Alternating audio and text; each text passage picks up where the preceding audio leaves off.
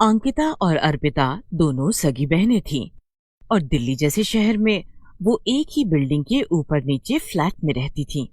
अंकिता के परिवार में उसका पति और उसके 2 बच्चे थे और अर्पिता के परिवार में उसका पति और एक बेटा था। बीच बीच में कभी उनके माता पिता, भैया भाभी उनका पता लेने के लिए आते रहते थे।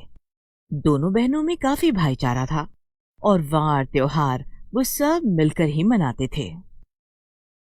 सुनो रोहन, दिवाली को बस 1 महीना बाकी रह गया है। इस बार ही तुमने मुझे प्रॉमिस किया था कि मैं जैसा चाहूं घर को डेकोरेट कर सकती हूँ। अंकिता, मुझे याद है मैंने तुमसे प्रॉमिस किया था, लेकिन मैंने ये भी कहा था कि अगर मुझे अच्छा बोनस मिला तो वो सारा तुम्हारा है, तो तुम कैसा भी घर का डेकोरेशन चेंज कर सकती हो। तुम्हें पता है, मैंने तो अभी से ही पूरी लिस्ट तैयार कर दी है।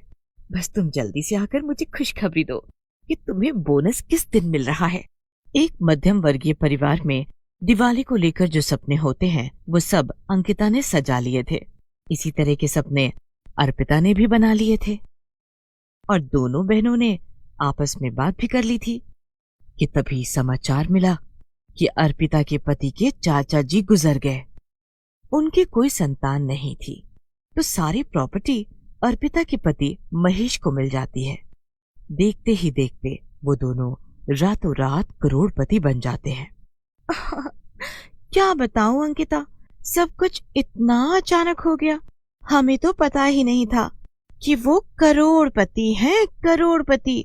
देखो, हमें उनके जाने का दुख है, लेकिन अंतिम समय में महेश ने उनकी बहुत सेवा की थी। सच में मेरे तो अब सारे सपने पूरे होने वाले हैं। इस दिवाली तो मैं एक गाड़ी खरीदूंगी। मुझे भी तुम्हारे लिए बहुत खुशी है। चल, मैं तुझसे बाद में बात करूंगी। रोहन के आने का समय हो गया है। अंकिता जैसे ही अपने घर के अंदर जाती है, उसके दोनों बच्चे, मम्मी देखो तो, आज इसने फिर मेरी सारी कॉपी पर पेंटिंग बना दी। इसकी वजह से मुझे रोज डांट पड़ती है। मैं इसलिए करती हूँ मम्मी, क्योंकि ये हमेशा मेरी कॉपी किताब को इधर उधर छुपा देता है। मम्मी, अब मैं क्या करूं? मुझे तो कल अपने स्कूल में नई कॉपियां लेकर जाना पड़ेगा। चलो मेरे साथ बाजार चलो। अंकिता दोनों को डांट लगाती है कि तुम इस तरह रोज रोज मुझे कॉपी पेंसिल के लिए परेशान मत किया करो। वो अपने बेटे का हाथ पकड़कर उसे सामान दिलवाने के लिए जैसे ही नीचे की तरफ जाती है, तो उसे अर्पिता के फ्लैट से आवाज आती सुनाई देती है। ऐसा लग रहा था कि अर्पिता किसी से फोन पर बातें कर रही है। हाँ हाँ, बिल्कुल सच सुना है तूने। हम लोग करोड़पति हो गए हैं, करोड़पति। सच में मेरी किस्मत कितनी अच्छी है। दिवाली से पहले हमें इतना सारा पैसा मिल गया। अब तो ऐसी दिवाली मनाऊंगी कि सोसाइटी वाले देखते रह जाएंगे। अंकिता मुस्कुराकर वहां से चली जाती है। वो सामान दिलाकर आ रही थी कि तभी रोहन भी आता दिखाई देता है। अंकिता रोहन के पास जाकर, अरे आज आप ऑफिस से जल्दी आ गए, क्या हुआ? बड़े थके थके लग रहे हो। तबीयत तो ठीक है ना? हाँ अंकिता, तबीयत तो बिल्कुल सही है, लेकिन एक बुरी खबर है। हमारे मालिक ने बोला है कि उनकी एक बड़ी पेमेंट किसी लॉट की वजह से रुक गई है, इसलिए दिवाली बोनस नहीं मिलेगा। सॉरी, मुझे माफ करना। ये सुनते ही अंकिता को बड़ा गुस्सा आता है, लेकिन वो रोहन की शक्ल देखकर गुस्से को कंट्रोल कर लेती है और बेटे का हाथ जोर से पकड़कर घर की तरफ चल देती है। सीढ़ियों से ऊपर जाते समय वो सुनती है, अर्पिता अभी भी किसी से हंस हंस कर बातें कर अपनी अमीरी के चर्चे सुना रही थी। उसे अर्पिता पर बड़ा गुस्सा आता है। अमीर क्या हो गई है, पूरे दिन रात फोन पर ही लगी रहती है। किस किस को बताएगी आखिर? और एक यहाँ पर बोनस तक नहीं मिला। घर आकर अंकिता गुस्से में सारे काम कर रही थी और वहीं अर्पिता, सुनो महेश, मैं क्या सोच रही थी कि हमारे पास स्कूटर है, उसे निकालकर हम लोग एक छोटी सी गाड़ी ले लेते हैं। हाँ, क्यों नहीं? एक छोटी सी सेकंड हैंड गाड़ी तो हम ले ही सकते हैं। नहीं, सेकंड हैंड नहीं, हम फर्स्ट हैंड गाड़ी लेंगे। मैंने अपनी सब सहेलियों को बोल दिया है। अर्पिता, माना कि हमें अचानक से इतना सारा पैसा मिल गया, लेकिन हमें सोच समझकर खर्च करना चाहिए। क्यों ना हम इतने पैसों से कोई फ्लैट खरीद लें, हमारे बेटे के काम आएगा और 2 प्रॉपर्टी बन जाएंगी। आपको जो करना है कर लेना, लेकिन मैंने सबको बोल दिया है कि हम नई गाड़ी ले रहे हैं, तो बस ले रहे हैं। और हाँ, मेरे लिए एक सोने की चेन भी बनवा देना। पता है कितने सालों से मैं हमेशा यही सोचती थी कि ऐसी कौन सी दिवाली होगी जब मैं धनतेरस पर सोने की चीज खरीदूंगी। महेश कुछ नहीं बोलता, चुपचाप सोफे पर बैठा हुआ अर्पिता के द्वारा बताए गए खर्चों की लिस्ट को मन ही मन हिसाब किताब से जोड़ रहा था। एक दिन अर्पिता अंकिता के घर आती है। दिवाली को बस एक हफ्ता रह गया है और तू इतनी शांत होकर बैठी हुई है। क्या हुआ? तूने जो सामान मुझे बताया था, क्या वो लेने के लिए नहीं जाना? अगर मैंने इसको कहा कि रोहन को बोनस नहीं मिला तो ये मेरे ऊपर बहुत हंसेगी। ऐसा क्या कहूं कि ये अभी थोड़े समय के लिए रुक जाए। नहीं नहीं, इसमें तो मेरी बेइज्जती हो जाएगी। हाँ, मैं आज लिस्ट तैयार कर लेती हूँ। कल हम लोग मार्केट जाएंगे, ठीक है? मैं इस बार की दिवाली इतनी धूमधाम से मनाने वाली हूँ, तुझे पता है मैंने महेश से कह दिया है कि हम लोग एक नई गाड़ी खरीद रहे हैं और मैं अपने लिए एक सोने की चेन बनवा लूंगी। उसके बाद में अपने सब दोस्तों को इस बार बढ़िया वाले गिफ्ट दूंगी और सोच रही हूँ लगे हाथ में अपना सोफा भी बदल लेती हूँ। अंकिता अर्पिता की बातें सुन सुनकर बुरी तरह पक चुकी थी। तभी अर्पिता का बेटा वहां आता है और अपनी माँ को बोलता है कि पापा आपको नीचे बुला रहे हैं। चल ठीक है अंकिता, मैं चलती हूँ और तुझे बताऊंगी कि मैं क्या क्या लेना चाहती हूँ। अगले दिन अर्पिता और अंकिता के भैया भाभी दिवाली का तोहफा लेकर उनके घर आते हैं। पहले वो अर्पिता के घर जाते हैं। भैया भाभी, आप दोनों को देखकर मुझे बहुत खुशी हो रही है। आओ आओ बैठो। और मम्मी पापा कैसे हैं? अर्पिता ने नौकरानी रख ली थी। नौकरानी ट्रे में बहुत सारी चीजें सजा कर लाती है, जिसमें तरह तरह की मिठाइयाँ, फल, मेवे, चाय और कोल्ड ड्रिंक लेकर आती है। ये सब देखकर अर्पिता की भाभी की आंखें खुशी से चमक जाती हैं। अरे अर्पिता, इतना सब कुछ? भाभी, अब आपको तो पता ही है हमारी स्थिति बहुत अच्छी हो गई है। मुझे भी वो सब करना है जो मैं हमेशा से सोचते हुए आ रही थी। आप बिल्कुल भी शर्म मत कीजिए, जो दिल आए वो खाओ पियो। और क्या खाना खाओगे? मैं ऐसा करती हूँ, आप लोगों के लिए पिज्जा ऑर्डर कर देती हूँ। अर्पिता, बहुत अच्छी बात है कि तुम्हारे पास पैसे आ गए और तुम्हारी स्थिति अच्छी हो गई है, लेकिन मेरी बहन, अति हर चीज की बुरी होती है, थोड़ा संभल कर काम करो। पर अर्पिता को तो कुछ समझ ही नहीं आ रहा था। वो तो बस अपनी अमीरी दिखाने में लगी हुई थी। उसके बाद भैया भाभी अंकिता के यहाँ जाते हैं। त्योहारों पर मिलना जुलना होता है भैया, कभी वैसे भी आ जाया करो। तुझे तो पता ही है आजकल कितना काम होता है, समय ही नहीं मिल पाता। त्योहार पर मिल लेते हैं, ये भी बहुत है, पर अगली बारी मैं कोशिश करके टाइम निकालकर जरूर आऊंगा। अंकिता अपने भैया भाभी को सीधा खाना परोसती है। अरे इसकी कोई जरूरत नहीं थी, अर्पिता ने पिज्जा मंगा लिया था, हम लोगों ने वही खा लिया है। तभी अर्पिता भी ऊपर आ जाती है। उसके हाथ में महंगे महंगे उपहार थे। भैया भाभी, ये सब आपके लिए है और ये बच्चों के लिए। आपके आते ही मैंने महेश को फोन कर दिया था कि वो सारा सामान ले आए। इसमें ढेर सारे फल, मिठाइयाँ और पटाखे हैं। अंकिता ने तो वहां पर ले जाने के लिए सिर्फ एक मिठाई का डिब्बा रखा हुआ था। अब अंकिता को बड़ा बुरा लग रहा था, क्योंकि अर्पिता ने वो सारा सामान उसके सामने दिया, जो उसे लगा कि वो उसे नीचा दिखाने के लिए ये सब कर रही है। बाद में अंकिता को पता चलता है कि उसकी भाभी ने सब तरफ यही बोला कि आज अर्पिता ने उसकी बड़ी खातिरदारी की और अंकिता ने उसे ऐसे ही भेज दिया। अंकिता ने जो जो सोचा था वो दिवाली पर कुछ नहीं कर पाई और अर्पिता ने वो सब कुछ कर लिया जो वो लिस्ट बनाकर बैठी हुई थी। दिवाली वाले दिन सुबह से ही सब घरों में रौनक थी। अंकिता और अर्पिता के घर में भी थी, लेकिन अंकिता उदास थी क्योंकि वो अपनी पसंद की दिवाली नहीं मना पा रही थी। रात को सारे बच्चे छत पर जाकर आतिशबाजी करने लगे। अंकिता और अर्पिता के बच्चे भी आतिशबाजी कर रहे थे। तभी महेश के कुछ दोस्त आ जाते हैं। वे उन्हें लेकर नीचे आ जाता है और अर्पिता किसी से फोन पर बातें करते हुए दूसरी तरफ चली जाती है। अंकिता का बेटा बहुत सारे पटाखे ऊपर लेकर आया हुआ था। तभी वो आधी जली हुई फुलझड़ी साइड में फेंकता है, जो पटाखे के थैले में जाकर गिर जाती है। अंकिता ये देख रही थी कि तभी वो बच्चों को अलग करती है और अर्पिता का बेटा वहीं डरा सहमा खड़ा रह जाता है। तो वो उसे जाकर जैसे ही धक्का देकर साइड करती है, बड़े पटाखों में आग लग जाती है जो उछल उछल कर अंकिता के ऊपर गिर जाते हैं, जिससे उसके कपड़े में आग लग जाती है।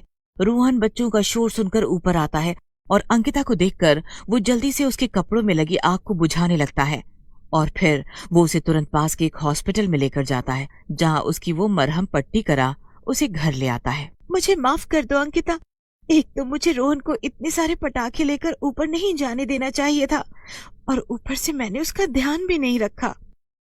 अंकिता को चोट लगी है, ये सुनकर उसके मम्मी पापा भी वहां आ जाते हैं। घबराने की कोई बात नहीं है, वो तो मैं समय से पहुंच गया, वरना कोई बड़ा हादसा हो जाता। मैं देख रही हूँ अर्पिता, जब से तुम्हारे पास पैसा आया है तुम्हारा तो दिमाग ही ठिकाने पर नहीं है। तुम्हारी लापरवाही की वजह से त्योहार का रंग खराब हो गया। और महेश, तुम तो इसे कुछ कह ही नहीं रहे हो। आज से पहले भी यहाँ पर दिवाली मनाई गई है, सब कुछ खुशी खुशी होता रहा, लेकिन देखो जरा सी अमीरी का रंग क्या चढ़ा, तुमने रंग में भंग कर दिया।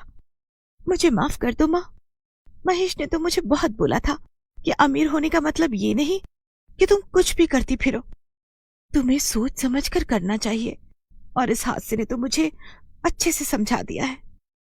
अंकिता मेरी बहन, मुझे माफ कर दे, आज तेरी वजह से मेरे बेटे की जान बच गई। मुझे माफ कर दे बहन। भगवान का शुक्र अदा करते हैं कि कोई बड़ा हादसा नहीं हुआ। चलो अब बहुत हो गया, हादसा छोटा था लेकिन सीख बड़ी देकर गया है। अर्पिता अंकिता को गले लगा लेती है। समसपुर नामक एक छोटे से गांव में किशनपाल नाम का एक मजदूर अपने परिवार के साथ रहता था। उसके परिवार में उसकी पत्नी शांति और उसके 2 बच्चे वंशदीप और वनमाला थे। वनमाला विवाह योग्य हो गई थी। किशनपाल का एक दोस्त था, उसके बेटे से वरमाला का रिश्ता भी तय हो गया था, किंतु आर्थिक तंगी के चलते 2 साल से वनमाला का विवाह नहीं हो पा रहा था। अक्टूबर का महीना शुरू हो गया था और गांव में रामलीला चल रही थी कि तभी एक दिन किशनपाल का दोस्त अपने बेटे और अपनी पत्नी के साथ किशनपाल के घर आता है।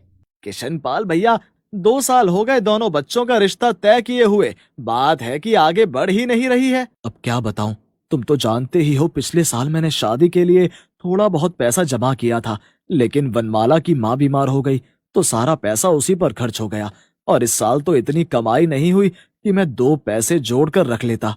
देख भाई, ये दोस्ती है और अब आपसदारी में बदलने वाली है। तुम तो जानते ही हो कि मंगलू की माँ बहुत बीमार रहने लगी है। वनमाला जल्दी से ब्याह कर हमारे घर आ जाए तो अपना घर परिवार संभाले। जानता हूँ भैया, लेकिन शादी ब्याह कोई गुड्डे गुड़ियों का खेल तो है नहीं। 2 पैसे जमा होंगे तभी तो मैं बारातियों का खर्चा उठा पाऊंगा, और बेटी को क्या खाली हाथ विदा करूंगा। भाई, मैं इस वक्त बड़ी दुविधा में हूँ। ये तो दोस्ती की शर्म थी भाई, जो 2 साल हम लोगों ने कुछ नहीं कहा, मगर मुझे लगता है कि तेरी अभी माली हालत ठीक नहीं है, तो मैं क्या अपने बेटे का विवाह कहीं और कर दूं, वरना तो उम्र बढ़ती चली जाएगी और ये ऐसे ही बैठा रह जाएगा। मैं जानता हूँ मेरे कहने पर ही तुम इतने समय से अपने बेटे के विवाह का इंतजार कर रहे हो, बस मुझे थोड़ी सी मोहलत और दे दो। 1-2 दिन के अंदर ही मैं तुम्हें बताता हूँ, और अगर कुछ नहीं कर पाया तो फिर तुम अपने बेटे की शादी कहीं और करा देना। सही तो कह रहे थे वो लोग, 2 साल हो गए उन्हें अपने बेटे का रिश्ता तय किए हुए, और आपने थोड़े दिन की मोहलत क्यों मांगी? आपको पता तो है कि अभी हमारे हाथ पल्ले कुछ भी नहीं है, बेटी की शादी कहां से कर देंगे? बाबा, माँ ठीक कह रही है, आप आज उन लोगों को शादी के लिए मना कर देते, और वैसे भी शादी इतनी जरूरी भी नहीं है। अभी देखो आप कितने परेशान लग रहे हो। बाबा, 1-2 साल रुक जाओ, फिर मैं भी कमाने लगूंगा, और देख लेना हम साल भर के अंदर अंदर दीदी की शादी कर देंगे। किशनपाल सबकी बातें सुन रहा था, लेकिन वो अंदर ही अंदर बहुत दुखी था कि वो अपनी बेटी के लिए तो पैसे भी नहीं जोड़ पाए। परेशान सी हालत में वो घर से चला जाता है। वो जानता था कि उसकी बेटी में कोई कमी नहीं है, वो सुंदर थी, सुशील थी और घरेलू कार्यों में निपुण भी। वो यूं ही ख्यालों में खोया हुआ चले जा रहा था कि तभी उसे अपना एक पुराना दोस्त मोहन चंद मिलता है। अरे तू तो किशन है ना, कितना बदल गया है। मैं कितनी देर से तुझे पहचानने की कोशिश कर रहा था, फिर एकदम से याद आया। मोहन, हाँ भाई, क्या करूं, वक्त के थपेड़े इंसान को बदल ही देते हैं, पर मेरे दोस्त तू बिल्कुल भी नहीं बदला, बस जरा सा मोटा हो गया है। कहाँ है आजकल, बहुत सालों बाद दिखाई दिया। चल मेरे साथ घर चल, वहीं पर चाय पानी पीते हैं और वहीं चलकर बातें करेंगे। अरे नेकी और पूछ पूछ, चल भाई चलते हैं। किशनपाल अपने दोस्त को लेकर घर आता है और फिर पूरे परिवार से मिलवाता है। शांति सबके लिए चाय बनाकर लाती है। वंशदीप अपने दोस्तों के साथ खेलने के लिए चला जाता है और वनमाला रात के खाने की तैयारी करने लगती है। और बता किशनपाल, क्या चल रहा है? तेरे घर के हालत देखकर तो कुछ भी सही नहीं लग रहा। हाँ भाई, पिछले साल तक सब कुछ सही था, फिर अचानक तेरी भाभी की तबीयत बहुत खराब हो गई। बड़ा ऑपरेशन हुआ तो सारे पैसे खत्म हो गए। अब उसके बाद काम धंधा इतना है नहीं। अब तो बस दाल रोटी चल रही है, भगवान की दुआ से। तू बता, परिवार कैसा है तेरा, और गांव वापस कैसे आना हुआ? बेटी का रिश्ता तय किया है दूसरे गांव में। सोचा जब आ ही गया हूं तो यहाँ पर भी अपने पुराने दोस्तों से मिल लूं। और देख, भगवान का करिश्मा, तो मुझे रास्ते में ही मिल गया।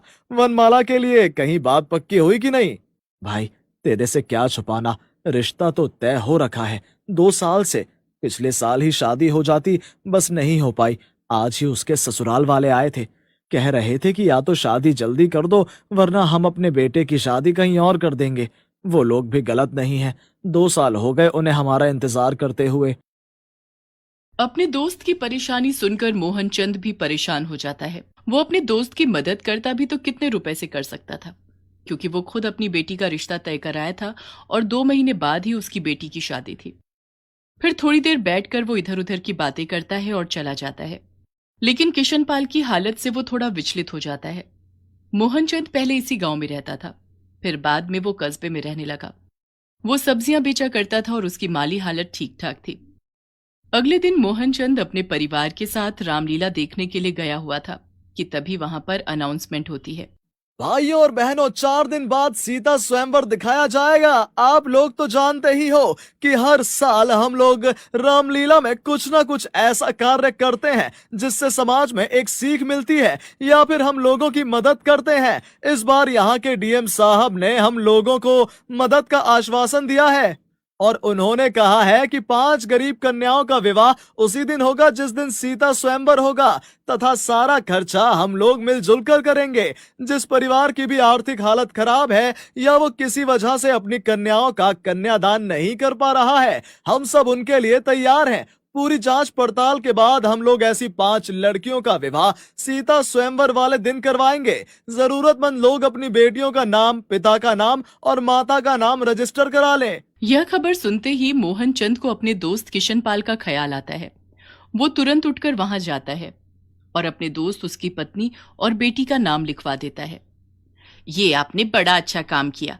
जब से आपने मुझे उस बच्ची के बारे में बताया, मैं भी सोच सोच कर परेशान हो रही थी। बेटियां बोझ नहीं होती, लेकिन समय से अगर विवाह हो जाए तो ये बहुत अच्छी बात है। जैसी हमारी बेटी वैसी ही वनमाला। सच कहती हूँ, अगर हमारा बेटा होता तो मैं उसे ही अपनी बहू बनाती। बहुत ही समझदार और सुशील लड़की है। हम लोग कल सुबह ही किशनपाल के घर चलते हैं और थोड़ी बहुत मदद हम दोनों भी कर देंगे। अगले दिन सुबह मोहनचंद अपनी पत्नी के साथ किशनपाल के यहाँ आकर वो खबर बताता है जिसमें कि सीता स्वयंवर के दिन 5 गरीब लड़कियों का विवाह होना तय हुआ है। भाई, तूने मेरे बारे में इतना सोचा, तेरा बहुत बहुत धन्यवाद। मैं आज ही मंगलू के घर जाकर उसके पिताजी से बात करता हूँ। अच्छा परिवार है, वरना कौन 2 साल किसी का इंतजार करता है। ठीक है भाई, तू उनसे बात कर ले और उसके बाद मेरे पास आ जाओ। वहां पर थोड़ी जांच पड़ताल करेंगे और फिर देख लियो, बड़े आराम से हमारी वनमाला का विवाह हो जाएगा। कुछ मैं मदद कर दूंगा और कुछ तेरे पास भी होगा, तो हम मिलजुल कर बेटी के लिए सामान कर लेंगे। शाम को ही किशनपाल अपनी पत्नी के साथ मंगलू के घर जाता है। ठीक है भाई, हमें कोई आपत्ति नहीं है। ये तो और भी अच्छी बात है कि जिस दिन माता सीता का विवाह होगा उसी दिन हमारे बच्चों का भी विवाह हो जाए। तो फिर ठीक है, सीता स्वयंवर वाले दिन ही हमारे बच्चों का भी विवाह हो जाएगा। ठीक है भाई, अब हम लोग चलते हैं। हमें मोहनचंद के पास भी जाना है, वहां रामलीला में रात को बच्चों का भी नाम लिखवाना है। किशनपाल मोहनचंद के यहाँ जाता है और रामलीला में पूरी छानबीन के बाद ये तय हो जाता है कि सीता स्वयंवर वाले दिन वनमाला का विवाह होगा। अगले दिन सुबह ही विवाह की तैयारी शुरू हो जाती है। वनमाला की हल्दी और मेहंदी की रस्म होती है। किशन के 1-2 रिश्तेदार और गांव की कुछ औरतें बधाई संगीत गाती हैं।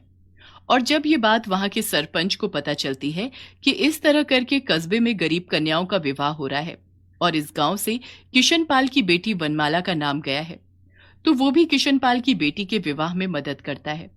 अगले दिन कस्बे में डीएम साहब पधारते हैं और 5 लड़कियां भी जिनका विवाह होना था। सब बड़े लोग मिलकर उन सब कन्याओं के लिए घरेलू सामान देते हैं तथा शाम के समय मंडप पर सबकी शादियां करवाते हैं। गांव वासियों, ये जो आज यहाँ पर शुरुआत हुई है, अब ये हर साल रामलीला में हुआ करेगी। लोगों की भलाई के लिए बहुत सारे कार्य किए जाते हैं और उन्हीं में से एक कार्य ये भी होगा। आज यहाँ सीता स्वयंवर वाले जिन जिन बच्चों का विवाह हुआ है, मैं उन्हें ढेर सारी शुभकामनाएं देता हूँ। ये एक छोटी सी पहल है और मैं चाहता हूँ कि ये हर गांव में हो। ये सुनकर सारे गांव वाले जोर जोर से ताली बजाने लगते हैं और डीएम साहब की प्रशंसा में नारे भी लगाने लगते हैं। विवाह के बाद वनमाला पहले अपने घर आती है और फिर पूरे रीति रिवाज से किशनपाल और उसकी पत्नी अपनी बेटी का विदाई समारोह रखते हैं। गांव का सरपंच और उसकी पत्नी भी आकर वनमाला को आशीर्वाद देते हैं तथा उपहार भी।